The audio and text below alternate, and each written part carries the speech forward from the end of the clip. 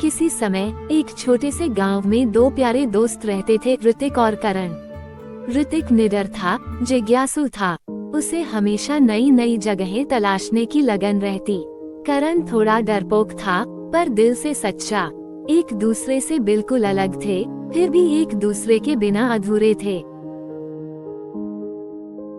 दोनों दोस्त एक पेड़ के नीचे बैठकर बातें कर रहे हैं और हवा में उनकी दोस्ती की मुस्कान है।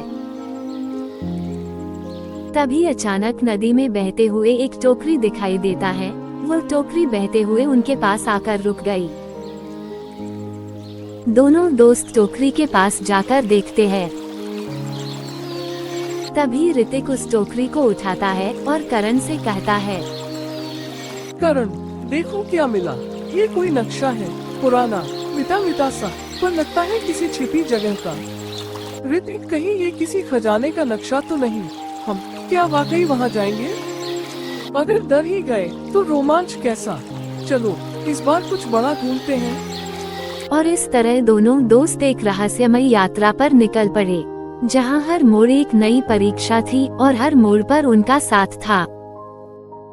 दोनों दोस्त पेड़ों के बीच से निकलते हुए जा रहे हैं, जब एक रंग बिरंगा तोता उड़कर पास आता है और कहता है, सुनो बच्चों, जिस रास्ते पर जा रही हूँ वहाँ एक जादुई झील है, पर उसकी रखवाली करता है एक मगरमच्छ। सिर्फ बहादुर ही वहाँ पहुँच पाते हैं। तोता की बात सुनकर करण ऋतिक से कहता है, ऋतिक, शायद हमें लौट जाना चाहिए। करण, जब तक हम डर का सामना नहीं करेंगे तब तक आगे कैसे बढ़ेंगे। चलो। और इस बार करण ने कुछ नहीं कहा, बस चुपचाप ऋतिक के साथ कदम मिलाकर चल पड़ा, क्योंकि कभी कभी डर से भी बड़ा होता है भरोसा। दोनों दोस्त नक्शा के रास्ते पर जा रहे थे, तभी अचानक एक विशाल बूढ़ा सा पेड़ रास्ता रोक लेता है। उसकी आंखें धीरे धीरे खुलती हैं और कहता है, अगर तुम्हें जादुई झील की ओर जाना है तो मेरी एक पहेली का उत्तर दो, जो जितना भरे उतना ही हल्का हो जाए। बताओ क्या है? सांस। हाँ, इनका उत्तर सांस है। सांस को ही जितना भरा जाता है वे उतना ही हल्का हो जाता है। बिल्कुल सही। बुद्धि और धैर्य दोनों तुम्हारे पास है। अब जाओ। पहली परीक्षा आसान नहीं थी, लेकिन उन्होंने साथ मिलकर हल कर ली, क्योंकि जब दिमाग और दिल एक हो जाएं, तो रास्ता खुद ब खुद खुल जाता है। दोनों दोस्त आगे जा रहे थे, तभी अचानक तेज रोशनी में सफेद घोड़ा सामने प्रकट होता है। वह घोड़ा दोनों से कहता है, अगर तुम्हें आगे बढ़ना है तो एक को मेरी पीठ पर बैठना होगा और दूसरे को कांटों भरे रास्ते से पैदल जाना होगा। क्या तुम दोनों एक दूसरे के बिना आगे बढ़ सकते हो? घोड़े की बात सुनकर करण ऋतिक से कहता है, ऋतिक, तू घोड़े पर जा, मैं कांटों से चला जाऊंगा।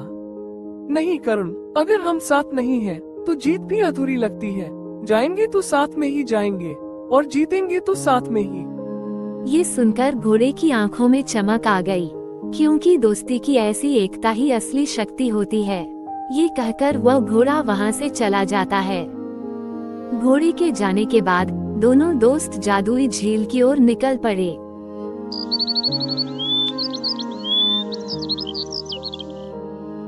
जैसे ही दोनों झील तक पहुँचते हैं, तभी अचानक पानी में हलचल होती है और एक विशाल मगरमच्छ झील से निकलता है और दोनों से कहता है, झील का खजाना पाना है तो भरोसे की परीक्षा दो। सिर्फ ऋतिक देख सकता है कि कौन सा रास्ता सही है, लेकिन चलना करण को होगा, आंखें बंद करके। मगरमच्छ की बात सुनकर ऋतिक करण से कहता है, बाएं वाला रास्ता सही है। करण, मुझ पर भरोसा रखो। मुझे तुझ पर पूरा भरोसा है और हमेशा से था। करण की जवाब सुनते ही उसी क्षण भरोसा जीत गया, क्योंकि सच्चे साथी कभी धोखा नहीं देते।